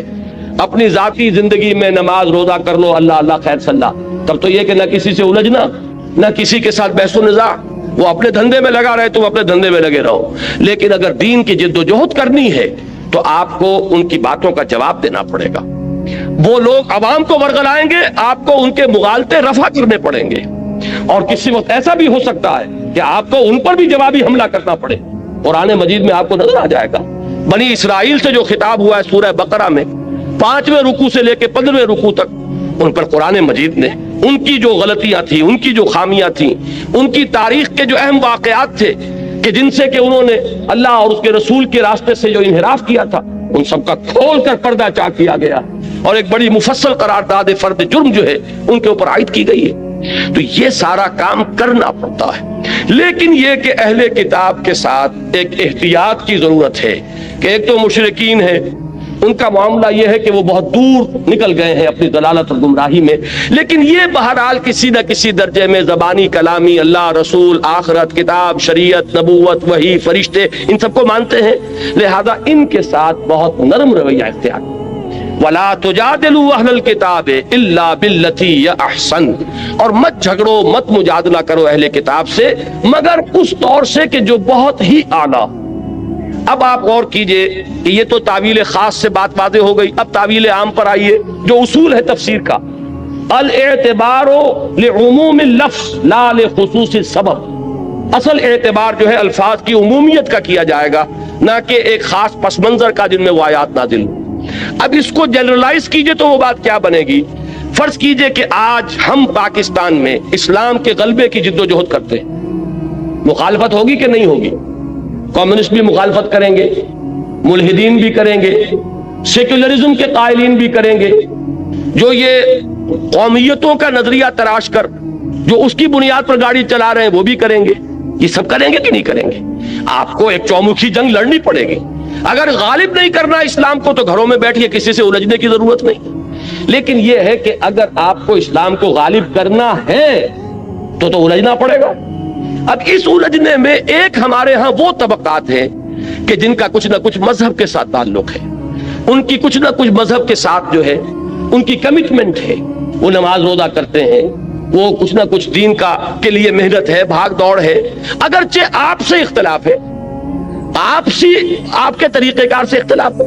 مثال کے طور پر جماعت اسلامی یہ کام کر رہی ہے، تبلیغی جماعت ہے وہ اپنے طریقے پر کام کر رہی ہے، جماعت اسلامی کا طریقہ اور ہے، تبلیغی جماعت کا طریقہ اور ہے، جمعیت العلماء اسلام ہے وہ اپنے طریقے پر کام کر رہی ہے، وہ نہ تبلیغی جماعت کا طریقہ ہے نہ جماعت اسلامی کا طریقہ ہے۔ ہم نے ایک تنظیم قائم کی، تنظیم اسلامی، ہمارے سامنے ایک اور طریقہ کار ہے۔ تو یہ تو ہو سکتا ہے کہ آپ کے طریقے سے اختلاف کرتے ہوں، لیکن بہرحال ان کا دین کے ساتھ کوئی لگاؤ ہے، وہ بھی اس میدان میں ہے، ان کی بھی کمٹمنٹ ہے، وہ اپنے تجزیے کے مطابق، اپنی تشخیص کے مطابق، اپنی تجویز کے مطابق کام کر رہے ہیں۔ لہٰذا اب آپ اگر خطاب میں سب کو ایک لاٹھی سے ہانک دیں گے تو در حقیقت آپ اپنے مقصد کو نقصان پہنچائیں۔ جو بھی دین کے میدان میں ہے، جو بھی دین کا کوئی کام کر رہا ہے، اس کے ساتھ بڑے ادب کے ساتھ، احترام کے ساتھ پیش آؤ، ان کا اکرام کرو۔ یہ میں لفظ جو ہے تبلیغی بھائیوں والا استعمال کر رہا ہوں، ان کی عزت کرو کہ وہ بھی دین کے کام میں لگے، اگرچہ ٹھیک ہے آپ کا نقطہ نظر کچھ اور ہے، ان کا نقطہ نظر کچھ ہے۔ ایک الیکشن کے راستے سے جانا چاہتا ہے، ایک سمجھتا ہے کہ اس راستے سے وقت کے ضیاع کے سوا کچھ حاصل نہیں ہوگا، لہٰذا اس نے کوئی اور راستہ تجویز کیا ہے۔ ایک وہ ہے کہ جو صرف لوگوں کو نیکی کی تلقین کر کے وہ یہ سمجھتا ہے کہ جب نیکی آئے گی بدی خود بخود چلی جائے گی، لوگوں کو خام خواہ جو ہے اس کے اوپر تنقید کی زبان مت کھولو، بلکہ یہ کہ فضائل کی تلقین کے ذریعے سے لوگوں کو نیکی کے راستے پر لے آؤ۔ ایک کا خیال ہے نہیں، قرآن میں تو جہاں بھی آیا ہے امر بالمعروف کے ساتھ نہی عن المنکر ساتھ جڑا ہوا آیا ہے، یہ تو ایک گاڑی کے دو پہیے ہیں۔ تو یہ اختلافات ایک جگہ ہیں، لیکن آپ یہ نہیں کہہ سکتے کہ وہ اسلام کا کام نہیں کر رہے، لہذا ان کے ساتھ معاملہ کرتے ہوئے بات یہ ہوگی وَلَا تُجَادِلُوا أَهْلَ الْكِتَابِ إِلَّا بِالَّتِي هِيَ أَحْسَنُ۔ ہمیں یہاں سے رہنمائی لینی ہوگی کہ اگرچہ مخالفین اس وقت مشرکین بھی تھے اور اہل کتاب بھی تھے، اور اہل کتاب کی مخالفت کے بارے میں قرآن نے کہا کہ یہ سب سے زیادہ شدید ہیں بغض میں، یہود کے علماء سے بڑھ کر دشمن کوئی نہیں تھا محمد رسول اللہ صلی اللہ علیہ وسلم کا، حالانکہ وہ خوب جانتے تھے یعرفونہ کما یعرفون ابناہم، ایسے پہچانتے ہیں محمد کو جیسے اپنی اولاد کو پہچانتے ہیں۔ لیکن اس کے باوجود چونکہ ان کا ایک ماضی ہے، وہ رسولوں کے نام لیوا ہیں، ان کے ہاں کتاب ہے، تورات ہے، ان کے ہاں علماء ہیں، ان کے ہاں مذہبی عدالتیں ہیں، لہذا ان کو بالکل مشرکین کے اعتبار رکھ دینا درست نہیں ہوگا۔ وَلَا تُجَادِلُوا أَهْلَ الْكِتَابِ إِلَّا بِالَّتِي هِيَ أَحْسَنُ۔ اب اس سے ہمیں کیا لینی ہوگی رہنمائی کہ اگر ہم اپنی سمجھ کے مطابق، اپنے فہم کے مطابق، اپنے تجزیے کے مطابق، اپنی تشخیص کے مطابق، اپنی تجویز کے مطابق دین کا کوئی کام کر رہے ہوں، تو جو بھی دین کے لیے کسی نہ کسی درجے میں ایکٹیو ہیں، کوئی کام کر رہے ہیں، کوئی توانائیاں صرف کر رہے ہیں، ان کے ساتھ یہ معاملہ اختیار کرنا ہوگا۔ کہیں نہ کہیں تو لازماً آئے گی بات اختلاف کی، اس لیے کہ ظاہر بات ہے کہ ہم کہیں گے بھائی ہم جو راستہ بتا رہے ہیں ہم نے اس لیے اختیار کیا کہ صحیح راستہ اس کو سمجھا ہے۔ ہمیں کہنا پڑے گا کہ انتخاب کے اندر، یہ انتخابات میں حصہ لینے سے ملک کے اندر ایک اطمینان کی فضا پیدا ہو جانا یہ اپنی جگہ پر ہے، جو ہم چاہتے ہیں کہ ہونا چاہیے، کہ مختلف حصوں کے لوگوں کے اندر یہ اطمینان ہو کہ ہمارے معاملات ہمارے ہاتھ میں ہیں۔ یہ نہیں ہے کہ کوئی ایک صوبہ سب پر حکومت کر رہا ہو، اس لیے کہ فوج کی حکومت ہے تو گویا کہ پنجاب کی حکومت ہے، باقی سندھ اور بلوچستان گویا کہ محکومی کے اندر زندگی بسر کر رہے ہیں۔ یہ احساس بڑا خوفناک ہے، لہذا الیکشن کا ہونا اس احساس کو ختم کرنے کے لیے تو ضروری ہے۔ البتہ اسلام الیکشن کے راستے سے نہ قطعاً آنا محال مطلق، ناممکن، اس کے لیے تو انقلابی راستہ اختیار کرنا پڑے گا۔ اب اگر یہ بات میں زور دے کر نہ کہوں تو میری اس بات کے اوپر کون توجہ کرے گا، کون آئے گا میرے اس راستے پر، کون میرا دست و بازو بنے گا، کون میرا ساتھ دے گا؟ تو مجھے یہ بات تو کہنی پڑے گی، لیکن یہ ہے کہ اس میں وہ تمام احتیاطیں ملحوظ رہیں کہ بہرحال وہ بھی جو کچھ کر رہے ہیں دین کے لیے کر رہے ہیں، اپنی سمجھ کے مطابق دین ہی کی خدمت ہے، ان کے سامنے بھی یہی ہے، چاہے وہ جمعیت علماء ہو، چاہے تبلیغی جماعت ہو، جماعت اسلامی ہو۔ تو ہمیں یہاں سے یہ دوسری ہدایت ہے کہ جو اخذ کرنی ہے، وَلَا تُجَادِلُوا أَهْلَ الْكِتَابِ إِلَّا بِالَّتِي أَحْسَنُ إِلَّا الَّذِينَ ظَلَمُوا مِنْهُمْ۔ یہ ذرا مشکلات القرآن میں سے یہ مقام، سوائے ان کے جو ان میں سے ظلم پر، سرکشی پر، تعدی پر اور حق تلفی کے اوپر کمر کس لے۔ اب یہ استثناء کس سے ہے؟ دو نتیجے اس کے نکل سکتے ہیں۔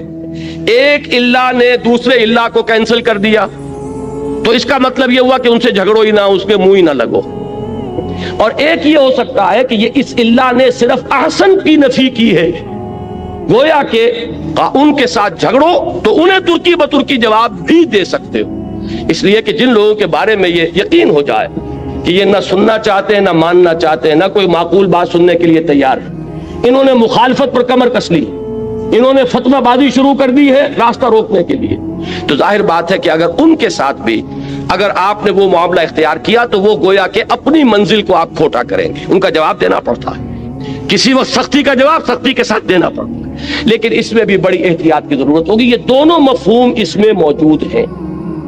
اچھا، اب جو بات یہ تو ہوئی منفی بات، مثبت بات کیا ہے؟ یہ انداز اختیار کرو، وَقُولُوا آمَنَّا بِالَّذِي أُنزِلَ إِلَيْنَا وَأُنزِلَ إِلَيْكُمْ، یہ کہو ان سے کہ ہم ایمان رکھتے ہیں اس چیز پر بھی کہ جو ہماری طرف نازل کی گئی اور اس پر بھی جو تمہاری طرف نازل کی گئی، چونکہ اہل کتاب کا ذکر ہے، ہم تو تورات پر بھی یقین رکھتے ہیں، ہم انجیل پر بھی یقین رکھتے ہیں، اگرچہ جو تورات تمہارے پاس ہے اس میں تحریف ہو گئی ہے، لیکن اس کی تصدیق قرآن کرتا ہے کہ تورات اللہ کی کتاب تھی جو اللہ نے موسیٰ علیہ السلام کو عطا فرمائی۔ جو انجیل آج تم پیش کر رہے ہو اگرچہ منو عن اس کو ہم نہیں مانتے، لیکن یہ بات ہم مانتے ہیں کہ وہ انجیل وہ یقیناً اللہ کی کتاب تھی کہ جو اللہ نے حضرت عیسیٰ علیہ السلام کو عطا فرمائی. تو قولوا آمنا بالذی انزل الینا وانزل الیکم، ان سے کہو ہم تو ایمان رکھتے ہیں، ہمارے اندر تو کوئی تعصب نہیں، کوئی عصبیت نہیں، کوئی گروہ بندی نہیں، ہم تو ایمان رکھتے ہیں اس پر بھی کہ جو وہی ہماری طرف کیا جا رہا ہے قرآن، اور ایمان رکھتے ہیں ان کتابوں پر بھی جو تمہاری طرف نازل کیا گیا ہے. وَإِلَٰهُنَا وَإِلَٰهُكُمْ وَاحِدٌ، اور ہمارا اور تمہارا الہ ایک ہے، ایسا نہیں ہے کہ وہ کوئی دو الہ ہو. ہم تو توحید کے ماننے والے ہیں، تمہارا پیدا کرنے والا بھی وہی جو ہمارا پیدا کرنے والا ہے، موسیٰ کا بھیجنے والا بھی وہی جو محمد کا بھیجنے والا ہے علی نبینا علیہ الصلوۃ والسلام. تو ہم تو اس الہ واحد کو مانتے ہیں. وَنَحْنُ لَهُ مُسْلِمُونَ، اور ہم نے تو اپنے آپ کو اس کے سپرد کر دیا ہے، اس کے سامنے سر جھکا دیا ہے، ہم نے اپنے آپ کو اس کے حوالے کر دیا، اس الہ واحد کے حوالے کر دیا جو ہمارا بھی الہ تمہارا بھی الہ، ہمارا بھی معبود تمہارا بھی معبود، ہمارا بھی خالق تمہارا بھی خالق، جو محمد کا بھیجنے والا بھی اور عیسیٰ اور موسیٰ کا بھیجنے والا بھی صلی اللہ علیہ وسلم علیہ الصلوۃ والسلام. لہذا یہ انداز جب آئے گا تو اس سے کیا نتیجہ نکلتا ہے کہ ایک انداز یہ ہوتا ہے بس ہم ہی ٹھیک ہیں، باقی سب کوئی ان کی کوئی بنیاد نہیں، کوئی حقیقت نہیں. آپ کو جہاں پر بھی جو حق نظر آئے اس کو تسلیم کیجئے، جہاں خیر نظر آئے اس کو مانیے، تاکہ لوگوں پر یہ اثر قائم ہو کہ ان کے اندر تعلی نہیں ہے، تکبر نہیں ہے، یہ بس ہم چما دیگرے نہیں، یہ انداز ان کا نہیں ہے کہ ہم ہی ہم اور کوئی نہ ہو، بلکہ یہ حق جہاں بھی پایا جاتا ہے اس کو مانتے ہیں. صحیح بات جب سامنے رکھی جائے فوراً تسلیم کرتے ہیں، حقیقت جب آئے لپک کر قبول کرتے ہیں، جیسے کہ حضور نے فرمایا الحکمت ضالۃ المومن هو احق بها حیث وجدها، حکمت اور دانائی کی بات تو مومن کی گویا کہ گمشدہ متاع ہے کہ وہ سب سے بڑھ کر حقدار ہے اس کا جہاں بھی پائے. سچی بات جہاں ملے گی وہ ہماری جاگیر ہے، حقیقت جہاں ہے وہ ہماری میراث ہے، دانائی جہاں سے بھی ملے وہ ہماری گمشدہ متاع ہے.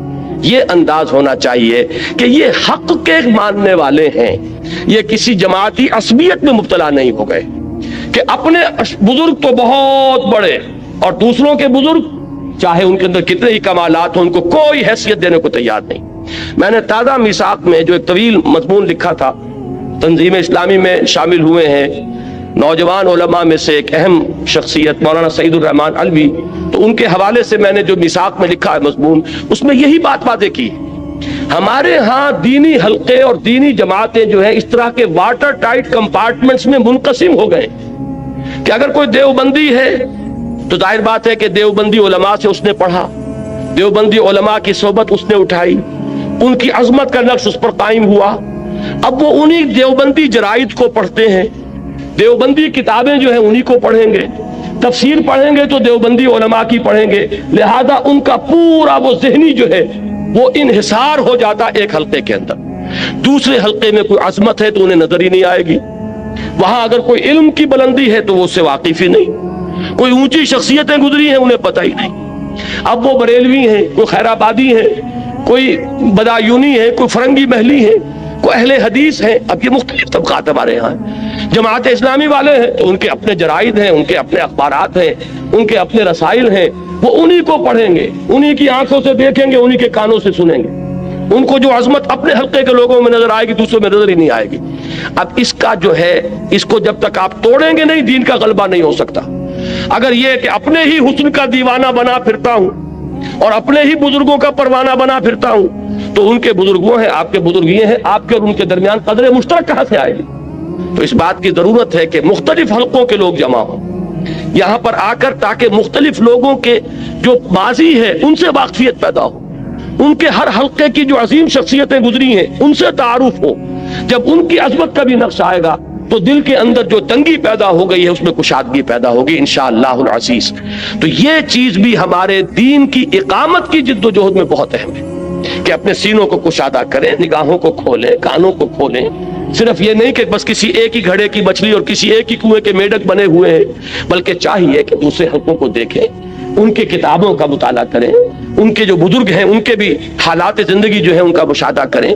تو اس طریقے سے دلوں کے اندر بھی کشادگی ہوگی اور قریب آئیں. یہ آیت اس اعتبار سے اقامت دین کی جد و جہد میں نہایت اہم ہدایت نمبر 2 ہوئی. وَلَا تُجَادِلُوا أَهْلَ الْكِتَابِ إِلَّا بِالَّتِي أَحْسَنَ إِلَّا الَّذِينَ ظَلَمُوا مِنْهُمْ وَقُولُوا آمَنَّا بِالَّذِي أُنزِلَ إِلَيْنَا وَأُنزِلَ إِلَيْكُمْ وَإِلَٰهُنَا وَإِلَٰهُكُمْ وَاحِدٌ وَنَحْنُ لَهُ مُسْلِمُونَ۔ اب یہ تیسری آیت جو ہے یہاں سے چھوڑ دیجئے، اب آگے آئیے۔ تیسری ہدایت اب آ رہی ہے سورہ عنکبوت کی، اب یہ آیات ہیں 55 سے اور 60 تک۔ یا عبادی الذین آمنوا ان ارضی واسعۃ فایای فاعبدون کل نفس ذائقۃ الموت ثم الینا ترجعون والذین آمنوا وعملوا الصالحات لنبوئنہم من الجنۃ غرفا تجری من تحتها الانہار خالدین فیہا نعم اجر العاملین الذین صبروا وعلی ربہم یتوکلون وَكَأَيٍّ مِّن دَابَّةٍ لَا تَحْمِلُ رِزْقَهَا اللَّهُ يَرْزُقُهَا وَإِيَّاكُمْ وَهُوَ السَّمِيعُ الْعَلِيمُ۔ اس کے ساتھ ہی آیت نمبر 64 بھی پڑھ لیں۔ وَمَا هَٰذِهِ الْحَيَاةُ الدُّنْيَا إِلَّا لَهْوٌ وَلَعِبٌ وَإِنَّ الدَّارَ الْآخِرَةَ لَهِيَ الْحَيَوَانُ لَوْ كَانُوا يَعْلَمُونَ۔ یہ پوری جو میں نے آیات آپ کو پڑھ کر سنائی، ان کا اہم ترین مضمون ہے ایمان بالآخرہ۔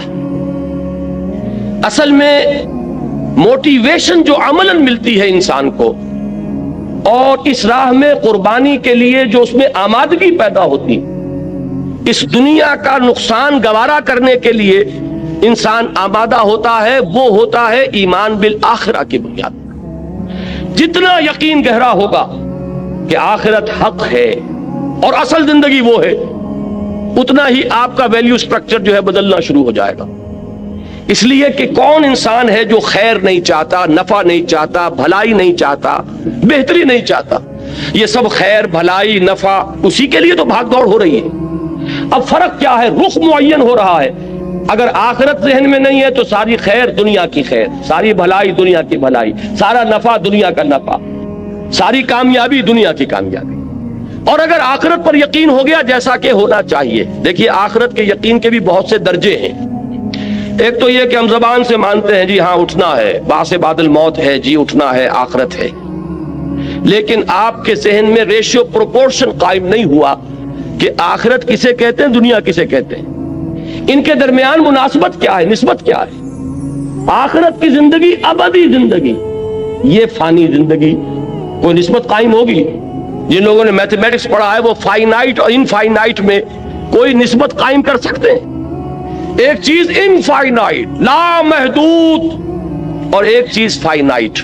80 برس بھی جی لو گے تو آخر ایک دن تو موت کا دن آئے گا کہ یہاں سے جانا ہوگا، اور 80 کی گارنٹی کس کے پاس ہے؟ کس کے پاس گارنٹی ہے کہ کل صبح کا سورج جو طلوع ہوتا ہوا اپنی ان آنکھوں سے دیکھ سکے؟ معلوم ہوا کہ دنیا کی یہ زندگی اتنی عارضی، اتنی ناپائیدار، اتنی فانی، اتنی ناقابل اعتماد کہ ایک دن کا بھی یقین نہیں۔ وہ بڑا پیارا مصرع ہے کہ سامان 100 برس کا ہے اور پل کی خبر نہیں، کس کو یقین ہے؟ لیکن ہماری ساری بھاگ دوڑ جو ہے ہو رہی ہے دنیا کے لیے، اس لیے کہ دنیا پر پورا یقین قائم ہے، دنیا تو نقد ہے آنکھوں کے سامنے۔ اب اگر یہ چیز ذہن میں قائم ہو جائے کہ وہ ابدی زندگی، ہمیشہ کی زندگی، بلکہ ابھی اس آیت کا ترجمہ کر لیجئے جو آخر میں پڑھی ہے، وَمَا هَٰذِهِ الْحَيَاةُ الدُّنْيَا إِلَّا لَهْوٌ وَلَعِبٌ وَإِنَّ الدَّارَ الْآخِرَةَ لَهِيَ الْحَيَوَانُ لَوْ كَانُوا يَعْلَمُونَ۔ یہ اس دنیا کی زندگی تو سوائے کھیل اور تماشے کے کچھ ہے ہی نہیں۔ حقیقت میں تو آخرت کا گھر وہ ہے اصل زندگی، کاش کہ انہیں معلوم ہوتا۔ اب آپ غور کیجئے، انسان کے عمل پر سب سے زیادہ اثر انداز ہونے والا عقیدہ آخرت ہے، کہ اس سے سارا نقشہ بدل جاتا ہے۔ اصل زندگی وہ زندگی ہے، تو یہ زندگی جو ہے یہ تو کھیل تماشا ہے۔ ایک شخص کو آپ کو معلوم ہے ایک ڈرامے کے اندر بادشاہ کا رول مل گیا، ایک سینما آپ پکچر دیکھ رہے ہیں، اس میں کوئی شخص جو ہے وہ سکندر اعظم بنا بیٹھا ہے یا کوئی اور بادشاہ بنا بیٹھا ہے، آپ کو معلوم ہے کچھ نہیں ہے، یہ 3 گھنٹے کا کھیل ہے، اس کے بعد کچھ بھی نہیں، یہ سب کپڑے وپڑے اتر جائیں گے، اور وہاں جا کر جب یہ اپنا کپڑا اتار دے گا تو وہی فلاں ابن فلاں رہ جائیں گے، اللہ اللہ خیر سن۔ کوئی فقیر اس کے اندر فقیر کا رول پلے کر رہا ہے، وہ فقیر تو نہیں ہے، وہ بھی ایک ایکٹر ہے، یہ بھی ایک ایکٹر ہے۔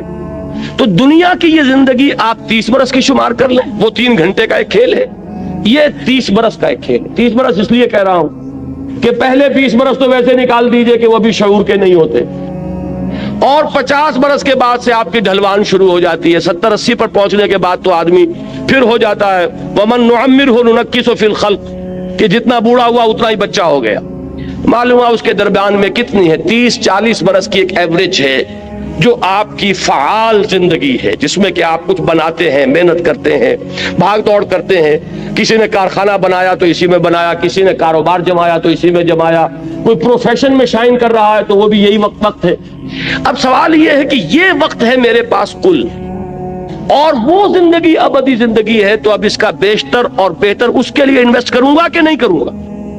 یہ بالکل منطقی بات ہے، 2 اور 2 4 کی طرح کی بات. اگر آخرت کا یقین نہیں ہے، یا یہ کہ آخرت کا یہ یقین تو ہے کہ آخرت ہوگی، لیکن دل میں آپ نے چور پیدا کر لیے ہیں کہ فلاں ہستی کے دامن سے بندھے ہوئے ہم تو نکل جائیں گے، ہمیں پکڑنے والا کوئی نہیں ہے، ہم نے فلاں کے ہاتھ میں ہاتھ دے رکھا ہے، وہ ہمیں لے جائے گا، یا وہاں کسی کی سفارش کام کر جائے گی، یا وہاں پر ہم تو بخشے بخشائے ہیں، نحنو ابناء اللہ واحباؤہ، ہم تو اللہ کے بیٹوں کے مانندے بڑے چہیتے ہیں، آگ ہمیں چھو ہی نہیں سکتی، اگر چھوئے گی بالفرض تو چند دن، لن تمسنا النار الا ایاما معدودات. اب یہ خود اپنی جگہ ایک مستقل موضوع ہے میری مکمل تقریر کا، کہ عقیدہ آخرت سے انحراف کی 6 شکلیں ہیں کہ بظاہر ایک شخص کہتا ہے کہ میں آخرت کا ماننے والا ہوں، حقیقت میں ماننے والا نہیں، اس لیے کہ اس نے اس کو کسی چیز سے ضرب دے دی ہے، 0 سے ضرب دے دی، تو 0 سے تو جو بڑے سے بڑا عدد ہے ضرب کھائے گا تو 0 ہو جائے گا. تو عقیدہ آخرت کو عقیدہ شفاعت کے ساتھ جوڑ دیا، 0 ہو گیا. عقیدہ آخرت کے ساتھ نحن ابناء اللہ واحباؤہ، ہم جو کچھ بھی ہیں لیکن تیرے محبوب کی امت میں ہیں، وہ آخرت تو 0 ہو گئی. پھر کیا اس کا فکر رہے گا؟ کیا اس کی آپ کو کوئی فکر دامن گیر ہوگی کہ اس کے لیے کچھ بنانا ہے، کچھ اس کے لیے سامان کرنا ہے، آخرت کے لیے کوئی توشہ آخرت فراہم کرنا ہے؟ کوئی ضرورت ہی نہیں، اس لیے کہ ہم جو کچھ بھی ہیں تیرے محبوب کی امت میں، لہذا جنت تو ہمارا پیدائشی حق ہے، وہاں تو ہماری ریزرویشن موجود ہے، لہذا کوئی خوف نہیں. اب یہ شکل جہاں ہوگی وہ عقیدہ آخرت بالکل معدوم ہو کر رہ جائے، اس کا آپ کے عمل پر کوئی اثر نہیں ہوگا. لیکن یہ 6 ہیں اس سے مراحل جس کو میں اس وقت تفصیل سے بیان نہیں کر سکتا. اس وقت جو مجھے بتانا ہے وہ یہ ہے کہ پریکٹیکل موٹیویشن، ایثار اور قربانی. ابھی میں آ رہا تھا، میرے ساتھ ایک ساتھی تھے، ہماری تنظیم اسلامی شکاگو کے اہم کارکن ہیں، وہ آئے ہوئے ہیں 3 مہینے کے لیے یہاں پاکستان، اور میرے ساتھ سفر پر آئے. انہوں نے اپنی ایک آبزرویشن میرے سامنے بیان کی کہ میں یہ دیکھتا ہوں کہ دین کے لیے جو لوگ کام کرتے ہیں، لیکن اگر انہیں کوئی نقصان ہو جاتا ہے یا کوئی تکلیف ہوتی ہے تو بجائے اس پر کہ اس پر ان کے چہرے پر بشاشت پیدا ہو، پشمردگی آ جاتی ہے. حالانکہ بشاشت پیدا ہونی چاہیے. یہ میں نے کہا کہ آپ کی آبزرویشن جو ہے یہ بہت صحیح ہے، بہت درست ہے. اس کا سبب کیا ہے؟ سبب یہ ہے کہ ہم کسی وجہ سے، عام طور پر ہمارے ہاں دین کا کام جو ہو رہا ہے وہ کوئی کمیونٹی ورک کے طور پر ہو رہا ہے، کوئی ایک قومی جد و جہد ہے، جیسے پاکستان کی تحریک تھی، قومی جد و جہد تھی، لیکن ہم نے اس میں نعرہ اسلام کا لگایا. پاکستان کا مطلب کیا؟ لا الہ الا اللہ.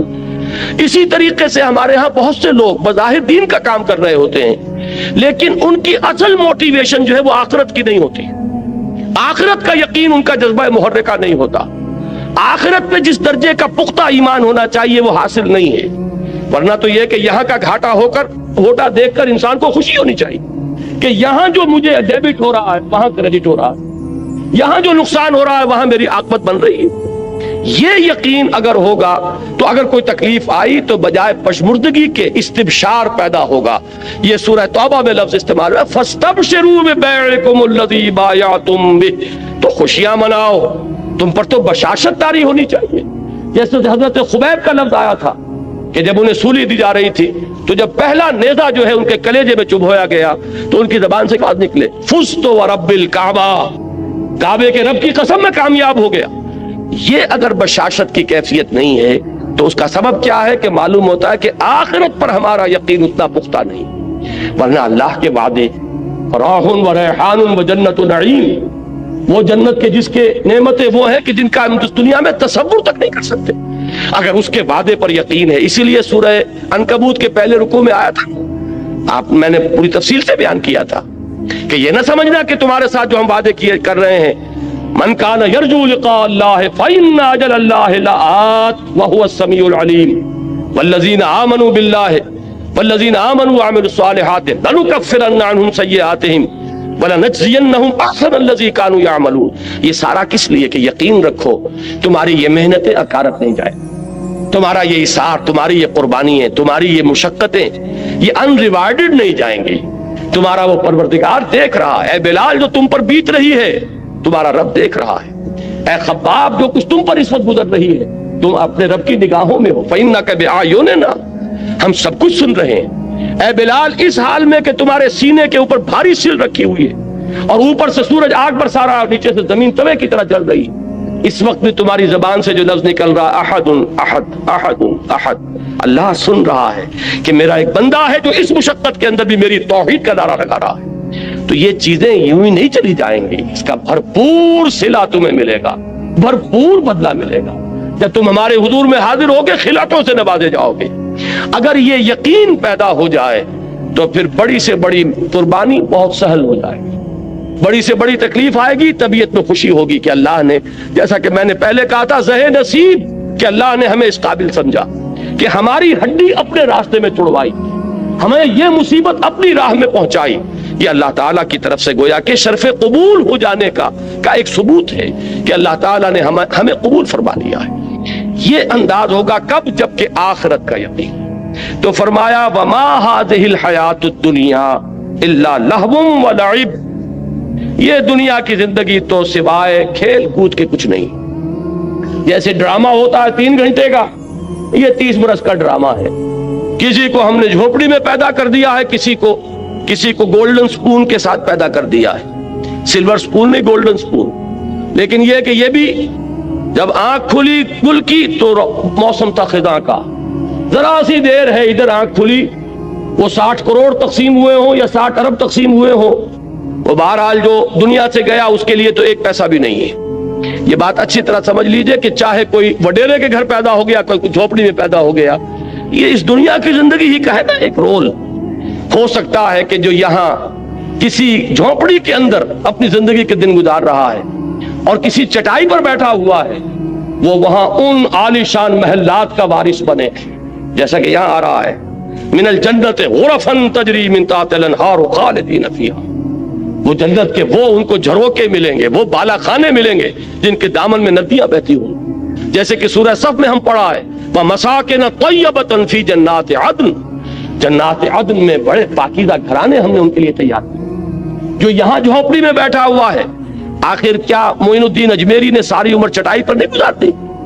کیا محمد الرسول اللہ صلی اللہ علیہ وسلم نے ساری عمر چٹائی پر نہیں گزاری؟ وہ واقعہ ایلا جب ہوا تھا، اس کا آپ نے سنا ہوگا یہ ایک واقعہ کہ جب 1 مہینے کے لیے حضور نے ازواج مطہرات سے ذرا تعلق اپنا منقطع کر لیا تھا. سورہ احزاب میں اس کا مفصل ذکر موجود ہے. تو حضرت عمر، حضور ایک بالا خانے پر تنہا علیحدہ تھے کیونکہ ازواج سے لا تعلقی کر لی تھی. حضرت عمر حاضر ہوئے، نیچے کوئی 6 صحابی بیٹھے ہوئے دروازے پر، ان سے کہا کہ اطلاع دیجئے کہ عمر حاضری کی اجازت چاہتا ہے. حضور کو اطلاع ہوئی، حضور نے اجازت دے دی، آئے. جب حضرت عمر داخل ہوئے ہیں اس بالا خانے میں تو حضور اٹھ کر بیٹھ گئے. آپ نے اس وقت کرتا اتارا ہوا تھا، یعنی آپ کا جسم جو ہے وہ بس تہبند تھا، باقی جسم کے اوپر کپڑا نہیں تھا، اور آپ ایک چٹائی پر اس وقت استراحت فرما رہے تھے. جب اٹھ کر بیٹھے تو حضرت عمر نے دیکھا کہ کمر کے اوپر اس چٹائی کے نشان پڑ گئے، جیسے کہ آپ کا اکثر آپ کا مشاہدہ ہوگا. آنکھوں میں آنسو آ گئے حضرت عمر کے. حضور نے پوچھا عمر کیوں رو رہے ہو؟ انہوں نے عرض کیا کہ حضور قیصر و کسریٰ کے لیے دنیا میں کیا کیا ساز و سامان، کیا ناز و نعم، کیا ان کے لیے آسائشیں ہیں، اور آپ کے لیے یہ چٹائی ہے، یہ کھری چٹائی، اور اس کی جس کی بدیاں پڑ گئی ہیں آپ کی قبر پر. تو حضور نے فرمایا کہ عمر کیا تم اس پر راضی نہیں ہو کہ یہ سب کچھ اپنا دنیا میں لے جائیں اور اللہ تعالی ہمیں آخرت میں عطا فرمائے. یہی بات حضور نے ایک مرتبہ فرمائی مالی ولی الدنیا انما مثلی کراکب استظل تحت شجرۃ ثم راح فترکها.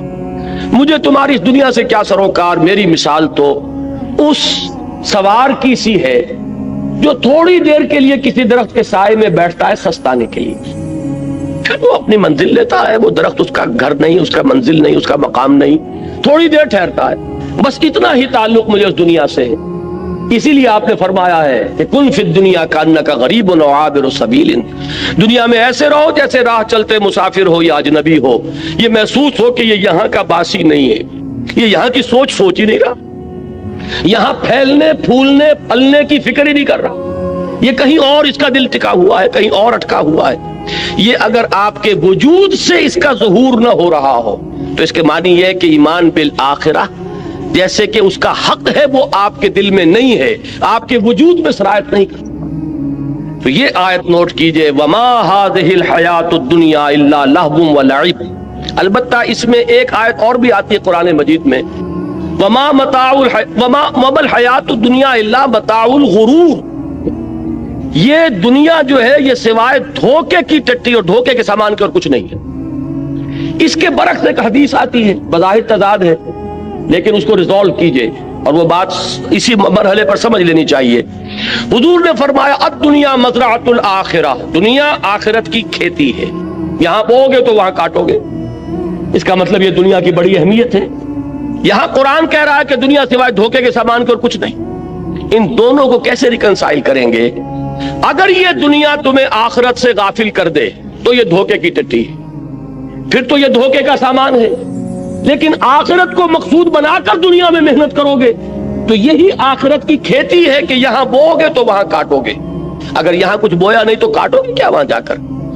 اس اعتبار سے بندہ مومن کو اپنی زندگی کا ایک ایک لمحہ بہت قیمتی نظر آتا ہے، اس لیے کہ اس ایک لمحے میں اسے وہ کام کرنا ہے جس کا نتیجہ اس ابدی زندگی میں نکلے گا جس کو کبھی ختم نہیں ہونا۔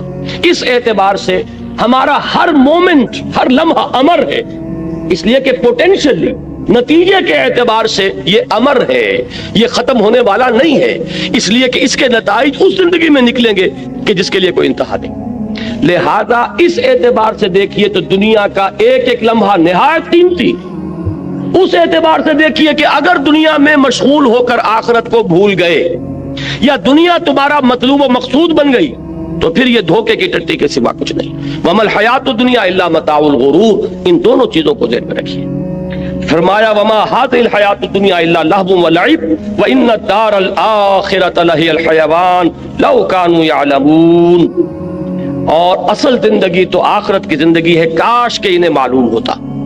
اب آئیے اوپر والی آیات، اس میں خاص طور پر ہجرت کا حکم دیا جا رہا ہے، اور بلکہ حکم نہ کہیے ہجرت کا اشارہ کیا جا رہا، رہنمائی دی جا رہی ہے۔ یہ ہجرت جو ہے جس کا یہاں ذکر ہو رہا ہے یہ ہجرت حبشہ ہے۔ یہ حضور کی سیرت کا جو مکی دور ہے اس کا یہ ابتدائی مرحلہ پھر سمجھ لیجئے۔ آپ نے 3 سال دعوت دی، جو کہ خفیہ دعوت تو نہیں تھی، کوئی انڈر گراؤنڈ موومنٹ نہیں تھی، لیکن یہ کہ برملا اعلان کے ساتھ بھی نہیں تھی، from person to person, personal contact سے دعوت پڑھ رہی۔ تیسرے سال میں وہ آیت نازل ہوئی کہ فاصدع بما تؤمر، اب ڈنکے کی چوٹ کہو اے محمد جس کا کہ تمہیں حکم ہوا ہے۔ تو آپ نے پہلی مرتبہ کوہ صفا پر کھڑے ہو کر آپ نے وا صباحا کا نعرہ لگایا، لوگوں کو جمع کیا اور پھر اپنی دعوت پیش کی۔ پہلے 3 سال اور یہ چوتھا سال، اس میں حضور کے خلاف صرف زبانی اقدام ہوا، پاگل کہہ دیا کسی نے، مجنون کہہ دیا کسی نے، کچھ کہہ دیا۔ لیکن چوتھے سال میں آ کر بات شروع ہو گئی فزیکل پرسیکیوشن، ستاؤ انہیں، مارو انہیں، بھوکا رکھو انہیں، گھروں میں بند کر دو انہیں۔ جو نوجوان تھے انہیں گھروں میں بند کر دیا گیا۔ حضرت عثمان رضی اللہ تعالیٰ عنہ کو ان کے چچا نے ایک چٹائی کے اندر لپیٹ کر اور دھواں دے دیا کہ دم نکلنے لگا گھٹن کی وجہ سے۔ کسی کو گھر سے نکال دیا گیا، مادرزاد برہنہ مصعب بن عمیر رضی اللہ تعالیٰ عنہ، مادرزاد برہنہ گھر سے نکال دیے گئے۔ کسی کو جیسا کہ میں نے حضرت بلال کا نقشہ کھینچا اس طرح ستایا جا رہا ہے، کسی کو دہتے ہوئے انگاروں پر لٹایا جا رہا ہے۔ یہ چوتھا سال جو ہے پرسیکیوشن، اور 5ویں سال میں یہ اپنے نقطہ عروج کو پہنچ گئی۔ اسی وقت یہ آیات نازل ہو رہی ہیں اور اسی وقت انہیں ایک رہنمائی دی گئی۔ وہ رہنمائی یہ ہے، اس لیے کہ 5ویں سال میں ہجرت حبشہ ہوئی ہے، وہ رہنمائی اس میں دی جا رہی۔ یا عبادی الذین آمنوا ان ارضی واسعۃ فایای فاعبدون، اے میرے بندو میری زمین بہت کشادہ ہے۔ ذرا اندازہ کیجئے کتنے لطیف پیرائے میں بات کہی جا رہی ہے۔ یہ نہیں کہا گیا، ہجرت کا لفظ یہاں کہیں نہیں آیا، میری زمین بہت کشادہ ہے، بس صرف میری بندگی کرو۔ یہ پس صرف میری بندگی کرو کا مفہوم کیا ہے یہ تو انشاءاللہ کل تفصیل سے بیان ہوگا۔ عقیدہ توحید کے عملی تقاضے پر جب یہیں پر اسی مقام پر مجھے تقریر کرنی ہے، اور اقامت دین کی جد و جہد کیا ہے، یہ ساری چیزیں کل آئیں گے۔ لیکن اس وقت صرف یہ نوٹ کیجئے کہ یہاں کہنے کا مطلب کیا ہے کہ اگر کسی ایک مقام پر رہ کر تم میری بندگی نہ کر سکو تو تم اس مقام سے، اس ملک سے، اس جگہ سے بندھے ہوئے نہیں ہو، اور میری زمین تنگ نہیں۔ جہاں بھی تم جا کر جہاں میری بندگی کر سکو، میری اطاعت کر سکو، میرے احکام پر چل سکو، اس ملک کی طرف ہجرت کر جاؤ، اس سرزمین کو چھوڑو اور چلے جاؤ کسی ایسی جگہ پر۔ اور یہ ہے کہ میری زمین کشادہ ہے، اگر تم زمین سے بندھے نہ رہو گے تو انشاءاللہ تعالیٰ تم پاؤ گے کہ تنگی نہیں۔